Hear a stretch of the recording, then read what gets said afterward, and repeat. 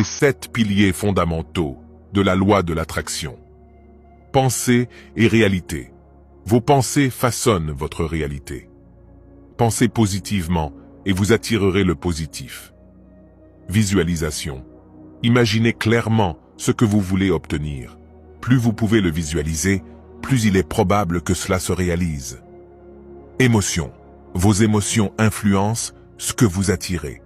Des sentiments positifs attirent des expériences positives.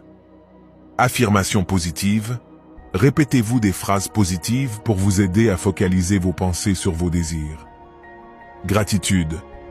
Soyez reconnaissant pour ce que vous avez déjà. Cela attire encore plus de choses positives dans votre vie. Action. Les pensées et la visualisation sont importantes, mais il faut aussi agir pour attirer ce que vous voulez. Patience. La loi de l'attraction demande du temps. Ayez foi en ce processus et soyez patient.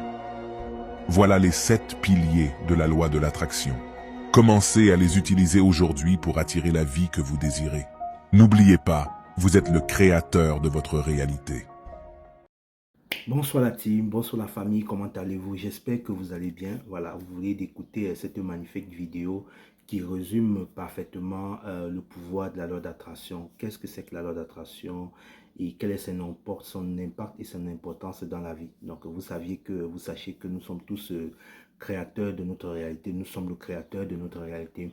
Tout ce que vous êtes aujourd'hui, ce que vous avez créé depuis que vous êtes né, que ce soit de positif ou de négatif, tous les événements que vous avez vécu, que vous avez effectué, ou bien toutes les peurs, ou bien tous les bons amis, ou bien les ennemis que vous avez attirés, sont le résultat de votre pouvoir créateur, parce que vous êtes un être attractif, c'est-à-dire vous attirez à vous des situations et des événements qui correspondent à votre vibration intérieure.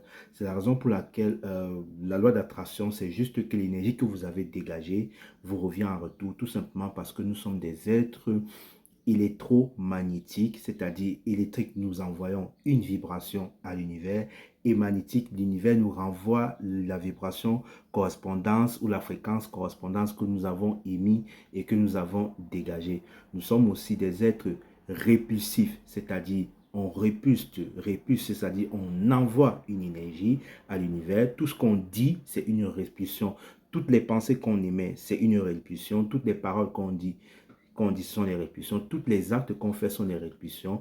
Et ces mêmes pensées, paroles, actions que nous avons repulsées, à un moment donné, nous revient en retour par notre pouvoir attractif magnétique. Donc, étant des êtres magnétiques, nous attirons à nous, par l'attraction, toutes les énergies correspondant à notre vibration. C'est la raison pour laquelle je vous dis que vous êtes toujours responsable de tout ce que vous créez, de tout ce que vous êtes, de tout ce que vous vivez dans votre vie. C'est la raison pour laquelle beaucoup de personnes utilisent la loi d'attraction, mais ils se rendent compte que cette loi d'attraction ne fonctionne pas, ne marche pas. Ils utilisent les 3 piliers et tout simplement parce qu'ils sont d'abord en déni de leur pouvoir créateur. Non seulement ils sont en déni de leur pouvoir créateur, et deuxièmement, ils sont en rejet de ce qu'ils vivent maintenant. Ils ne savent pas que ce qu'ils sont maintenant, c'est juste que c'est le résultat de leur pouvoir créateur inconscient. Donc, ils ont créé inconsciemment, ils ont vibré une énergie négative inconsciemment. Ils ne savent pas que cette énergie-là a eu un impact dans leur vie. Donc, c'est très important d'utiliser les 7 piliers que vous venez d'écouter. C'est très important, c'est très juste. Je ne peux pas ajouter grand-chose, sinon seulement quelques petites notions qui sont, par exemple, avant de changer une situation, vous deviez d'abord, premièrement, reconnaître que la situation que vous viviez maintenant et que vous souhaitez changer, vous êtes responsable de cette situation. Et tant que vous n'allez pas accepter cette situation, reconnaître que c'est vous qui avez créé cette situation, reconnaître les émotions, les pensées, les causes et les effets que ça a généré, vous ne pouvez pas la changer. Donc, c'est très important d'accepter ces situations-là, de les aimer, de les accueillir, de les reconnaître, y compris toutes les émotions qui en découlent. Et c'est comme ça que vous pouvez maintenant la transmuter, que vous pouvez maintenant la changer. Prenons le cas, par exemple, si vous vivez la précarité et que vous avez du mal à vivre de la liberté financière, que vous êtes pauvre, il faut d'abord que vous acceptez d'abord votre état actuel de pauvreté et que vous digérez, vous faites le deuil avec le pauvre que vous êtes maintenant. Et après, maintenant, vous faites la paix avec cet esprit, avec ce que vous êtes, donc avec la pauvreté que vous êtes.